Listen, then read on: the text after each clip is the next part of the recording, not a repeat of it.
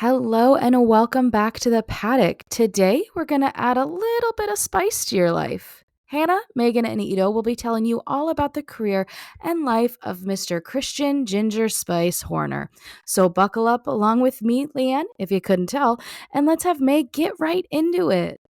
Christian Edward Johnston Horner was born the 16th of November 1973 in Leamington Spa, Warwickshire, England. Horner was born into a family that was already involved in the car industry, and his grandfather worked as a purchasing manager at the Standard Motor Company in Coventry before establishing an agency with his son, who was Christian's father, to supply components to motor manufacturers in the Midlands. Horner was privately educated at Arnold Lodge School in Leamington Spa and then at Warwick School. He also has two brothers named Jamie and Guy. And now we are going to get into the racing career of Christian. Yeah, so Christian started karting at the age of 13. And while I couldn't find much on some of his achievements of the karting career, it did lead him on to Formula Renault shortly after. But I will say Christian had two brothers, like Meg mentioned, and because of that, his parents told him that if he wanted to go into racing, he would have to find the money himself to do so. That led him to push him to not only be better, but to do better. And after leaving school, he became a full time racer, promising to return to education if he was not successful. Yeah, as Hannah mentioned, Horner kicked off his racing journey in go-karts, but things really took off when he snagged a Formula Renault scholarship in 1991. There goes the money. That set him up for the 1992 British Formula Renault Championship with Manor Motorsport, where he not only finished the season as a race winner, but also nabbed the top spot among all rookies. The following year, in 1993, he stepped up to British Formula 3, clinching the second spot in the Class B Championship with P1 Motorsport and racking up 5 victories. His journey continued with stints at Fortec, ADR, and Tom's teams in 1994, 1995, and 1996, respectively. Oh, and in 1996, he even dipped his toes into British Formula 2, but more on that for Meg. So, like Hannah mentioned with Christian's karting days, the information that I was able to find about Christian in British Formula 2 was slim to none, other than he did it during 1996, like Ito mentioned, and the stint was very short lived, only a year, as he was starting to realize that the actual racing itself was not for him, but he wanted to manage a team, and that was more his speed. In 1997, Christian moved up to Formula 3000, racing with Arden. And according to Christian, he set the team up with borrowed money, including a loan from his father, and persuaded P1 Motorsport founder Wally Vincini, sorry if I said that wrong, to take on the role of his race engineer.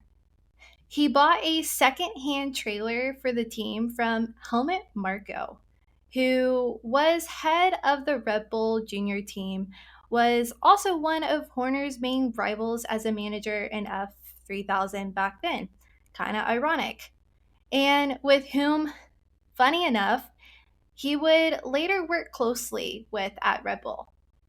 He stayed in F3000 in 1998 and was joined by Arden by Kurt Mullikins, who showed good pace and led the championship at one stage. During a preseason test at Estroli, Christian followed Juan Pablo Montoya through the circuit's high speed first corner and realized he was not capable of replicating the level of commitment shown by the Colombian driver, and as a result, he decided to take a step back from driving altogether at the conclusion of the season in order to focus solely on developing the Arden team from a management role only. So, after hanging up his racing helmet at just 25, Horner brought in Victor Maslov and Mark Grossenens for the 1999 season in F3000. Interesting twist though, Dave Richards' pro-drive organization snagged a 50% stake in Arden thanks to a deal with Russian oil company Lukoil, whose bigwig was Maslov's dad. But after that season, Horner bought back that stake. Can someone say nepotism, please? Then in 2000, Darren Manning stepped in for Grossenens, pulling off one pole and two podium finishes. Arden also rocked the Italian F3000 series that year, bagging 3 wins and a second place finish in the championship with Warren Hughes. Come 2002, new blood came in with Tomasz Enge and Björn Windheim, kicking Manning and Maslov to the curb. Enge nailed 4 victories, Windhelm got 1, and they clinched the team championship. But sadly, Enge's drug test hiccup cost him the driver's title, handing it to Sebastian Bourdais. While Windham stayed for 2003, Townsend Bell joined, and Windham snagged the title with Arden, holding on to that team championship too. In 2004, Arden owned the F3000 scene again, with Vitaliano Liuzzi dominating, backed up by Robert Dornbos. They secured both the driver and constructors championship with ease. Around that time, though, Horner was eyeing a Formula One move. Talks with Eddie Jordan about buying Jordan GP fell through, but in November of 2004, Red Bull swooped in, buying Jaguar F1 team. Horner took the reins in January of 2005, becoming the youngest team principal at the time. Despite the short notice, though, the team lined up with drivers David Coulthard and Christian Klein. And they made a solid start under Christian's guidance, scoring 34 points compared to Jaguars' 9 the previous season. Plus, he played a big part in bringing on board Adrian Newey as the chief technical officer in November of that year. Quite the journey, and it's only going to continue. Now, 2006 was a transitional year for him.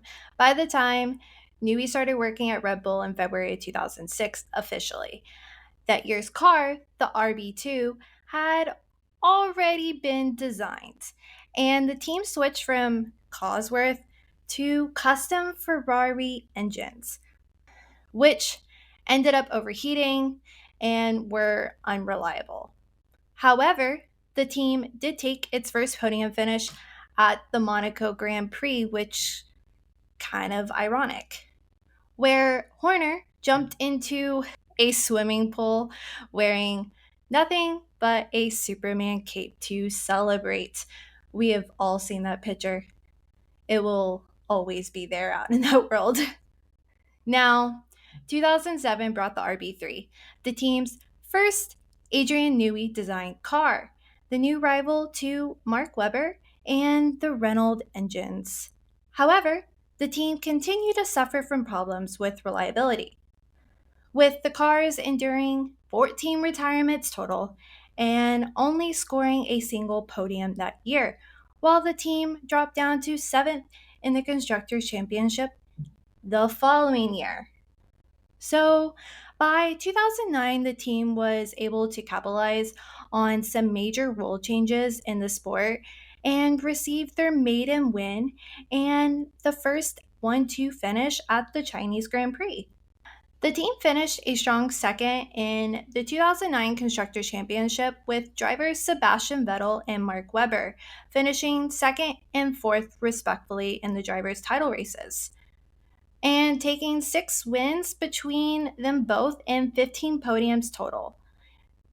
In 2010, the team won their first Constructors' Championship with only 1 race to spare in the season, and Sebastian Vettel won the Drivers' Championship at the final race of the season, becoming the youngest world champion.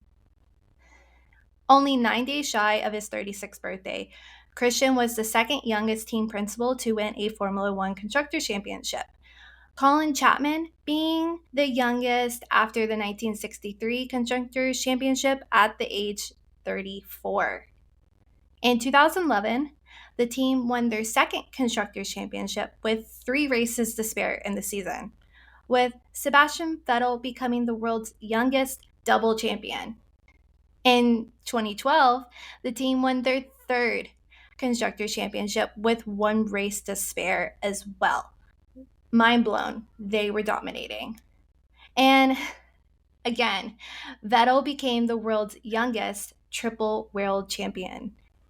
And yes, for all my current people out there, Sebastian was 23 at this time, while current F1 driver Max was 24 when he won his first Constructors' Championship. And while in Christian's time at Red Bull during this time period, he had a remarkable 8 titles and 47 wins in its first 8 years of even existing. Now, Christian's achievements in winning 4 consecutive double titles was recognized in 2013 when he was awarded an OBE by Queen Elizabeth II herself. Just wow. Now, the OBE award is the Officer of the Order of the British Empire Award and is, well, one of the most distinguished achievements out there. And Christian became the second member of Red Bull to even receive an OBE in its lifetime, following in the footsteps of Chief Technical Officer Adrian Newey himself, who was awarded the honor the previous year in 2012 at the New Year's Honors. While 2013 onwards didn't see as big of a success as the previous years under Horner's leadership, there were still some notable achievements, so let's break it down. In 2013, the team faced the challenge of adapting to new regulations introduced that season. Despite those changes, though, Red Bull Racing under Horner's leadership showcased a resilience and a competitive spirit. Sebastian Vettel, driving for the team, secured 13 victories and still was able to dominate the championship, earning Red Bull Racing their 4th consecutive Constructors' Championship. Though the subsequent years saw varying degrees of success for the team, in 2014, the introduction of hybrid power units marked a shift in the competitive landscape, and Red Bull faced increased competition from Mercedes. Nonetheless, the team continued to secure podium finishes and remained a formidable contender. The 2016 season brought a change in dynamics as Max joined the team, making history as the youngest race winner in Formula One at the Spanish Grand Prix this year. And for those that haven't seen it yet, go watch it. It is an insane race. Red Bull Racing maintained its reputation for nurturing young talent under Horner's leadership. Throughout Horner's tenure, Red Bull remained a competitive force with drivers like Daniel Ricciardo contributing to podium finishes and memorable race victories. Challenges persisted, though, particularly in keeping up with the pace set by dominant teams like Mercedes. But the team continued to evolve and adapt beautifully.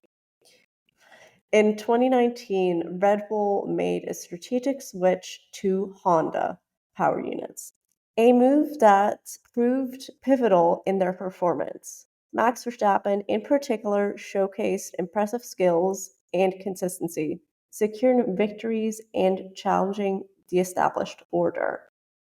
By 2020, Red Bull, still led by Christian, continued to be a force in Formula One with a renewed focus on challenging for both drivers and constructors' championships.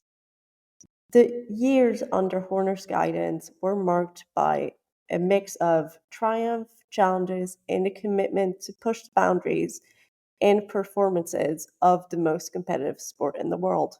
And honestly, it only continues. But Meg will tell us more about that. The race back towards constructors and drivers' championship titles was halted at the start of 2020 due to everyone's favorite thing in the world. I'm just kidding. I'm being very sarcastic. The COVID-19 pandemic. The Formula One season would be put on hold until July, but the Red Bull factory did not stop. I actually didn't know this fact until doing research for this episode, but in response to the pandemic, Red Bull joined a coalition of F1 outfits for this project called Project Pit Lane, which was an initiative to design, develop, and build the Blue Sky ventilator. The increasing intensity of the pandemic caused the project to unfortunately stop and end early, but the UK government identified that the ventilator was a potentially important thing in the fight against COVID-19. So I thought that was pretty cool that Red Bull had a hand in something like that. But the season eventually got underway in July, and the RB16 brought the team 2 wins and 13 podiums, but it was to be the following year that took the team back to the top. At the end of an epic and controversial 2021 season and campaign, Max Verstappen secured his first Drivers' Championship title, and Red Bull added another 11 wins and 23 podiums to its tally of wins and podiums. Also, in 2021, Christian led the team as it began its journey to be a fully autonomous, independent team by matching chassis design with its own power unit design and production facility. There, the Red Bull powertrains were born.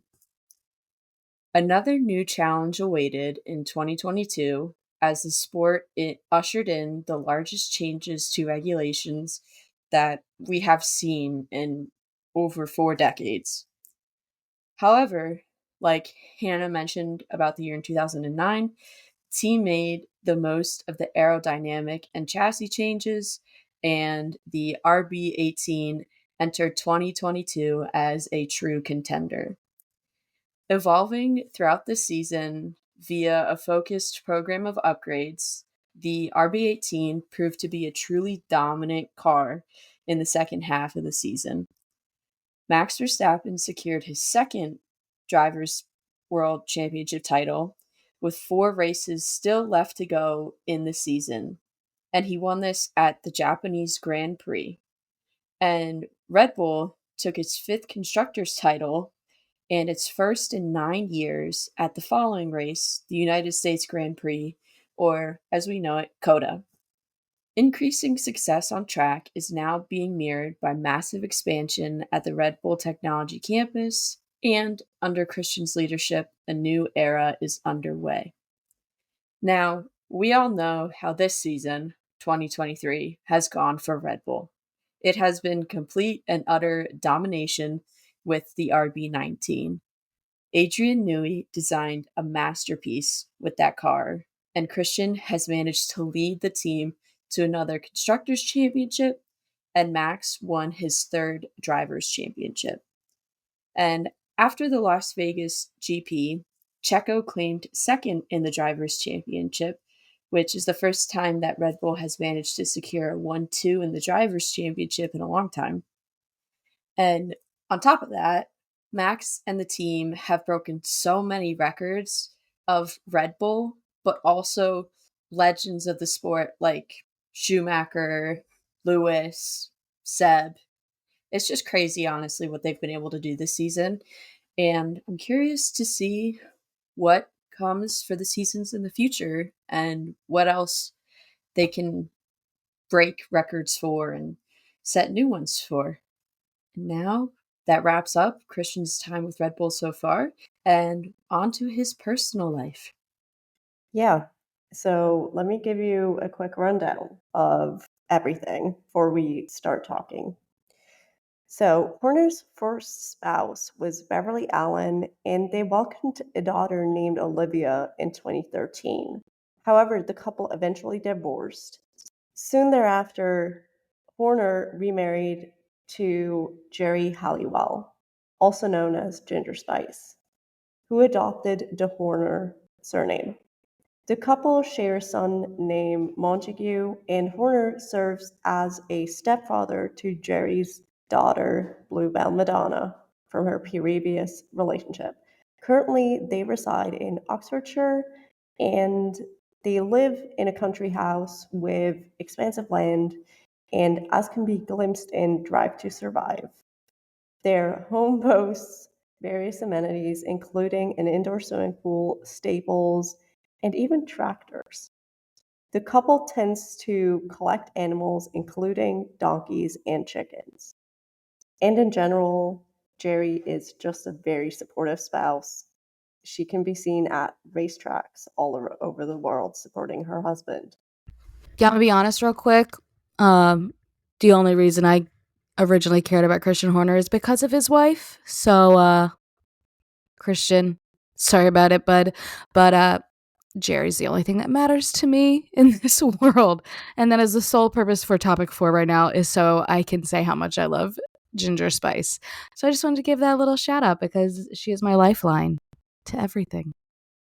Speaking of Ginger Spice, one of the things that I love about her and Christian, well, more specifically her, is that she has her own horse racing team. And I think that's pretty cool. As someone who grew up riding horses, I love it. And I love how Christian is so involved in that and so supportive of Jerry and that. It makes me so happy. I remember when I watched Drive Survive, I literally was like, "Oh, Jerry's in it. Cool, I'll start watching that." So that's where my stand is. I've always wondered if Jerry kind of like whispers into Christian Horner's ears and like gives him pointers and like tells him how to like be a team principal. Because we all know she's at like a lot of races, and this woman dominates. I mean, she's a force to be reckoned with. So why not give some pointers? I don't think she gives pointers about that. I think she reminds him to be a father figure. I think she reminds him of the family aspect of it because she's basically the mom on track for anybody that needs it. I think it was Silverstone this year where she was on stage with Christian Horner, and she was like telling them like secretly like Toto and Christian are actually like friends, and like he comes on and he says the iconic saying that I'm not going to say, and then as Leah's giving me this look and just like made us remember that like, hey, what we all don't see on TV or what we see on TV is like maybe not like totally factual. Our reality TV experts like dull. um and yeah, I mean, we love Jerry. Definitely agree. And I also agree with the statement that she is the mom to whoever needs it. I mean, her interactions with Max and her, I just remember, I can't remember which race, but I think it was Coda, but correct me if I'm wrong, guys. He was on the podium as usual, and she was just standing underneath it, holding up her phone, like filming him, and just also giving him a thumbs up and having the hugest grin on her face. And I was just like, that's a proud mom, and I just loved it. It just endeared her once again into my heart, and I already loved her from her Spice Girl days. So go, Jerry. But no, is it's what Ito said. It is Coda, one, and then two. I think not only is Christian but Jerry, are like a father and a mother figure to him in some way. Does that make sense? And I think they're very supportive of their drivers as a whole to like be the best version of themselves. And with that, we're going to go ahead and move on to probably my favorite part of the episode, the pre outro. And today we have a principal quote from none other than Christian Horner himself. So he once said that the higher you rise, the sharper the knives. That the best way to become unpopular is to win. And what has he done since? Win and or dominate.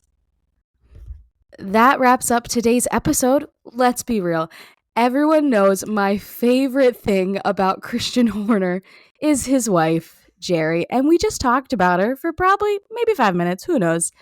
But I want to know your favorite thing that you learned from this episode, or if there's something we might have missed. Let us know on our socials.